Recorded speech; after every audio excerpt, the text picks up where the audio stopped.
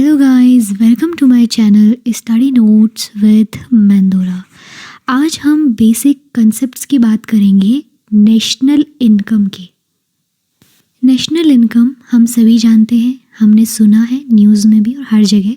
हमारे देश की नेशनल इनकम ये है, हमारे देश की जीडीपी ये है।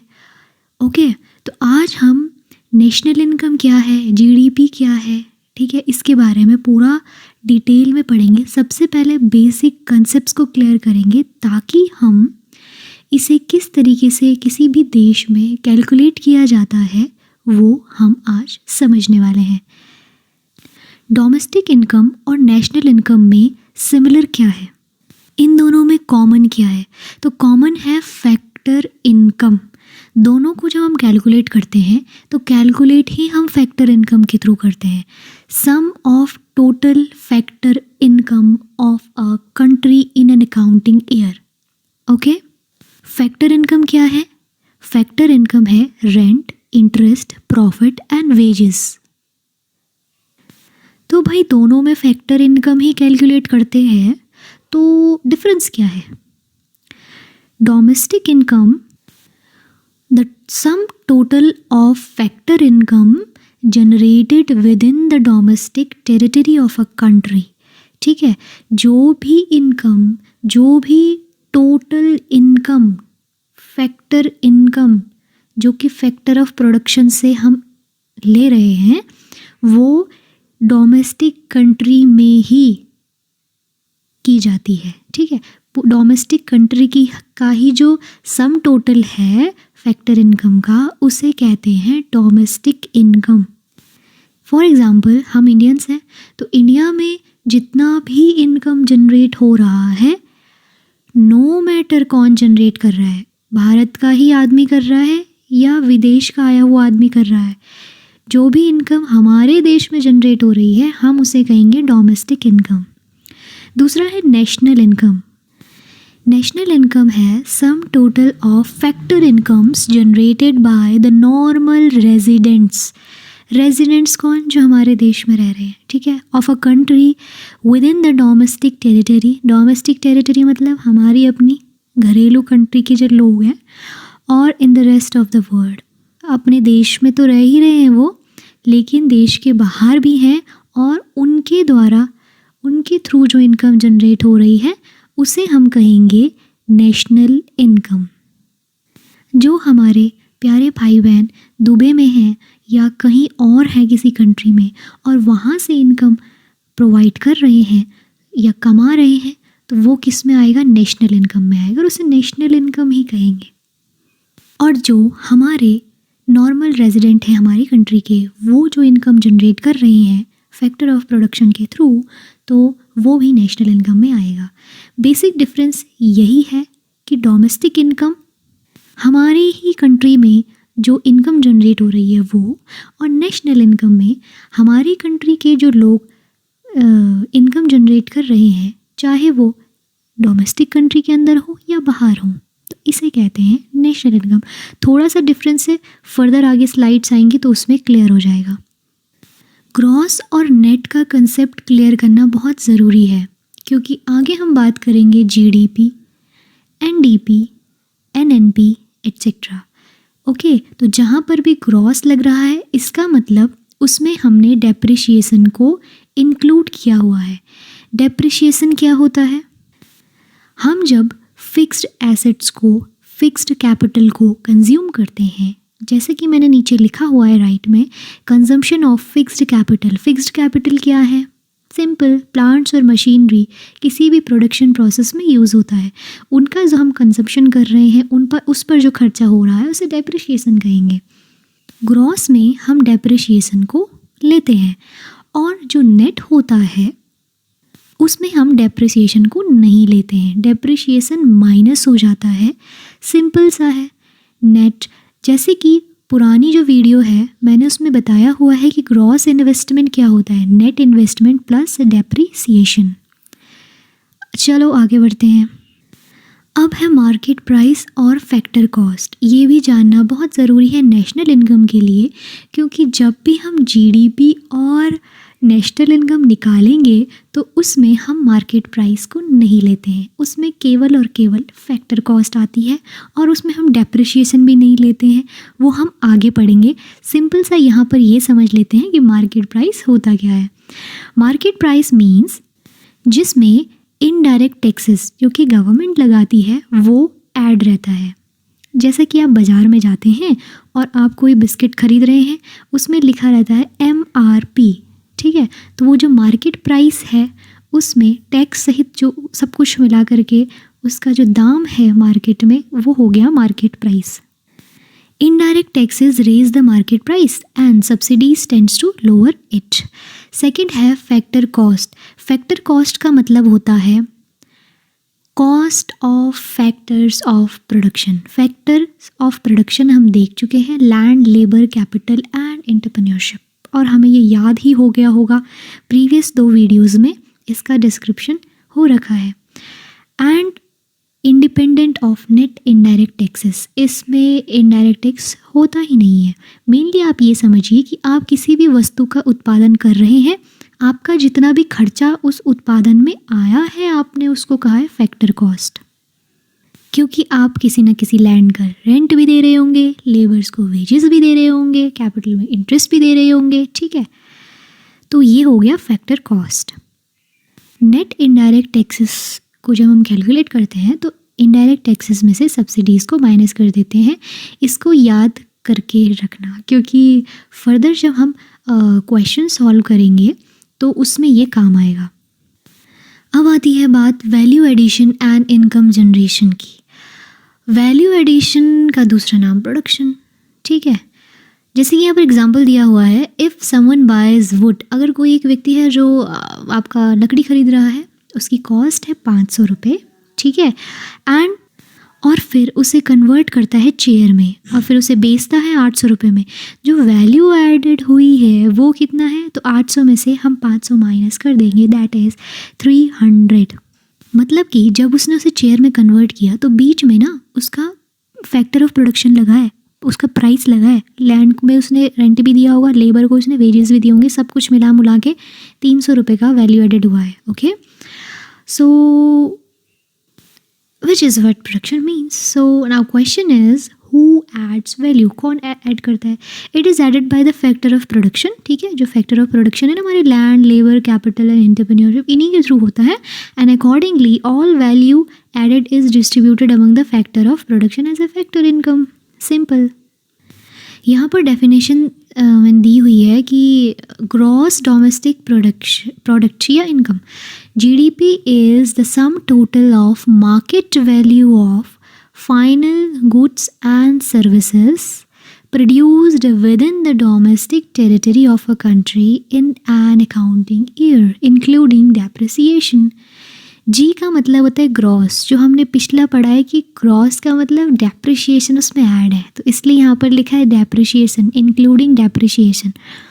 ओके, दूसरा है कि sum total of market value of final goods, जो बन चुकी हैं उनका मार्केट वैल्यू और डोमेस्टिक कंट्री में पैदा की जा रही है तो डोमेस्टिक GDP, ठीक है। Why we use term production here, हमने क्यों यहाँ पर प्रोडक्शन लिया है, because all the production is ultimately converted into factor income. जितना भी हम प्रोडक्शन कर रहे हैं उसे इनकम ही तो जनरेट हो रही है। So income are broadly classified as factor income, जिसे हम फैक्टर पेमेंट कहते हैं, और ट्रांसफ़र इनकम जिसे हम ट्रांसफ़र पेमेंट कहते हैं, ठीक है। हाउस होल्ड जो है वो ओनर ऑफ प्रोडक्शन है, ठीक है, और प्रोड्यूसर जो है वो फैक्टर सर्विसेज ले रहा है हाउस होल्ड से, ठीक है। फैक्टर सर्विसेज कौन दे रहा है, हाउस होल्ड, और जो पेमेंट है फैक्टर सर्विसेज की वो प्रोड्यूसर दे रहा है, ठीक है। देखिए फैक्टर इनकम कैसे जनरेट हो रही है, वेजेस एंड सैलरीज पेमेंट्स दी जा रही है लेबर की सर्विसेज के लिए, रेंट दिया जा रहा है लैंड के लिए, इंटरेस्ट कैपिटल के लिए, और प्रॉफिट एंटरप्रेन्योर स्किल के लिए। ओके, ट्रांसफ़र इनकम क्या होती है, ये एक वन साइडेड पेमेंट होती है, इसका दूसरा नाम है यूनिलेटरल पेमेंट, ठीक है, जिसमें कि गिफ्ट्स आते हैं, कैश, स्कॉलरशिप आती है, ओल्ड एज पेंशन आती है, ठीक है, ट्रांसफ़र इनकम। और इसे हम नेशनल इनकम में इंक्लूड नहीं करते हैं। यहाँ पर कुछ मैंने अपनी तरफ से बातें ऐड करी हैं और बहुत ही इंपॉर्टेंट है एग्ज़ाम के पर्पज़ के लिए कि सबसे पहले तो जानना ये ज़रूरी है कि नॉर्मल रेजिडेंट्स कौन होते हैं। तो यहाँ पर लिखा हुआ है people who normally reside in a country and whose entire economic interest lies in the country concern. Okay, कि नॉर्मल रेजिडेंट्स हैं वो अपनी कंट्री की, ठीक है, और उनका जो इकोनॉमिक इंटरेस्ट है, जो आर्थिक जो कमा रहे हैं, खर्च कर रहे हैं, वो हमारी कंट्री में हो रहा है।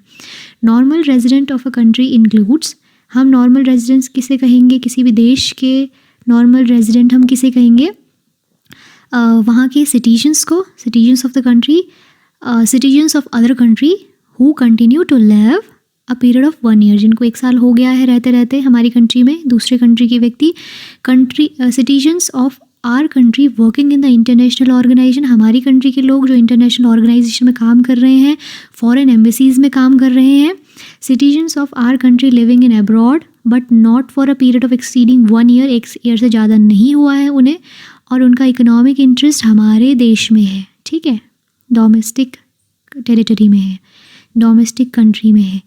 एम्बेसडर्स, ऑफिशियल्स, डिप्लोमेट्स हमारी कंट्री के, ठीक है, जो पूरे देश में है, पोस्टेड है, उन्हें हम नॉर्मल रेजिडेंट कहेंगे।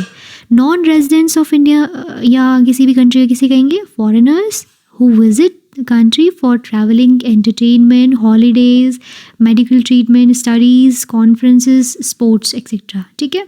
Second, the officials, diplomats, ambassadors और आपके भारत के रह रहे हैं जो अलग अलग देशों में, ठीक है, हम इंडिया में रह रहे हैं जो अलग अलग देश के, ठीक है, sorry for the mistake. Foreigners working in international organization located in our country, हमारी कंट्री में जो इंटरनेशनल ऑर्गेनाइजेशंस हैं, बाहर की कंपनियां हैं, वहाँ पर वर्क कर रहे हैं फॉरेनर्स, वो भी हम नॉन रेजिडेंट्स में लिखेंगे, हमारे देश के वो निवासी नहीं हैं। So now the concept of national income at macro level, the concept of income is used both as domestic concept और नेशनल कंसेप्ट हम देखेंगे। जब हम डोमेस्टिक कंसेप्ट की बात करेंगे तो हम इसे कहेंगे डोमेस्टिक इनकम, और जब हम नेशनल कंसेप्ट पढ़ेंगे तो हम इसे कहेंगे नेशनल इनकम, ठीक है। अभी धीरे धीरे करके समझ में आ जाएगा कि क्या। सबसे पहले तो हम बेसिक्स देख लेते हैं, तब हम मेथड में आएंगे। पहले मेथड ही देख लो, method of calculating national income. जब नेशनल इनकम को कैलकुलेट करेंगे तो 3 मेथड है, प्रोडक्शन, इनकम एंड एक्सपेंडिचर। और ये 3 मेथड कहाँ से आए? देखिए, पहली वीडियो में मैंने ये डिस्कस किया था कि सर्कुलर फ्लो ऑफ इनकम जो है, जो मॉडल है, वो 3 डिफरेंट मेथड्स को सजेस्ट कर रहा है। देखो, सर्कुलर फ्लो ऑफ इनकम में क्या हो रहा है, इनकम प्रोडक्शन हो रहा है, इनकम का जनरेशन हो रहा है, फिर एक्सपेंडिचर हो रहा है। तो ये तीनों ही मेथड से हम नेशनल इनकम को कैलकुलेट कर सकते हैं। ग्रॉस एंड नेट कंसेप्ट को देख लेते हैं। Domestic product is measured as, domestic product या डोमेस्टिक इनकम को जब हम मेजर करेंगे तो हम जीडीपी और एनडीपी के थ्रू करेंगे, ठीक है, ग्रॉस और नेट। नेशनल प्रोडक्ट को जब हम करेंगे तो जीएनपी और एनएनपी हम इसे कहेंगे gross national product and net national product.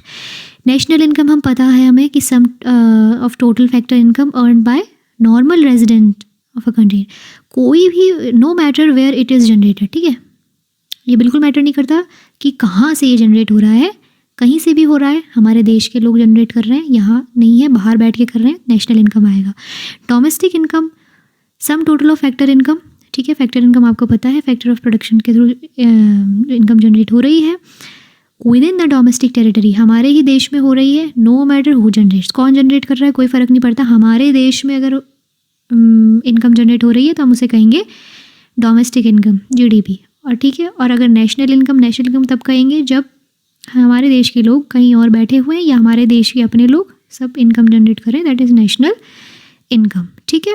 कितना है कि जो बाहर से पैसा आ रहा है और जो बाहर पैसा जा रहा है वो इंक्लूड हो रहा है, ठीक है। तो NFI-FA का मतलब ही यही है, net factor income from abroad, that is factor income from abroad, factor income to abroad, जो वहाँ से आ रहा है, जो वहाँ जा रहा है, हम उसको माइनस कर देते हैं, ठीक है, और प्लस कर देते हैं जब हमें डोमेस्टिक प्रोडक्ट और नेशनल प्रोडक्ट निकालना होता है। जब हम डोमेस्टिक प्रोडक्ट में NFIFA प्लस करेंगे तो नेशनल प्रोडक्ट बन जाएगा, जब हम माइनस करेंगे तो डोमेस्टिक प्रोडक्ट बन जाएगा, ठीक है। GDP MP अगर हम कह रहे हैं तो हम बोल रहे हैं gross domestic product at market price, और GDP FC जब हम कह रहे हैं तो GDP एट फैक्टर कॉस्ट भी जो actual cost of goods and services है वो, ओके।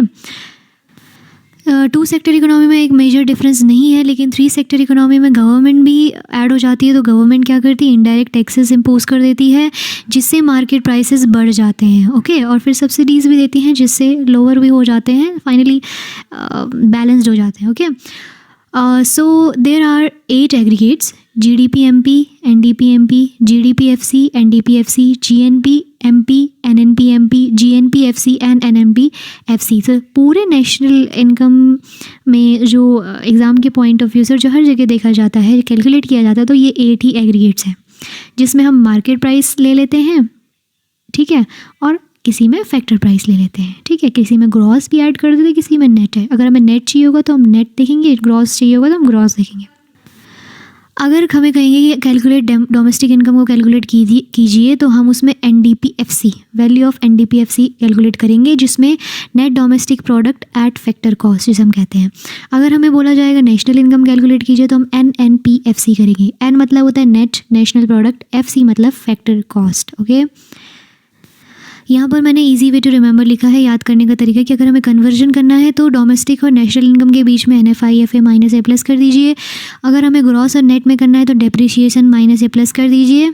अगर हमें मार्केट प्राइस और फैक्टर कॉस्ट के बीच में डिफरेंस करना है तो हम क्या करेंगे, NIT नेट इनडायरेक्ट टैक्सेस को माइनस या प्लस कर देंगे, ओके। फर्दर मैं क्वेश्चंस करवाऊंगी और समझाऊंगी कि कैसे हम इसे माइनस या प्लस करते हैं, क्वेश्चन एज अ क्वेश्चन की फॉर्म में। सो आज के लिए बस इतना ही। Thank you.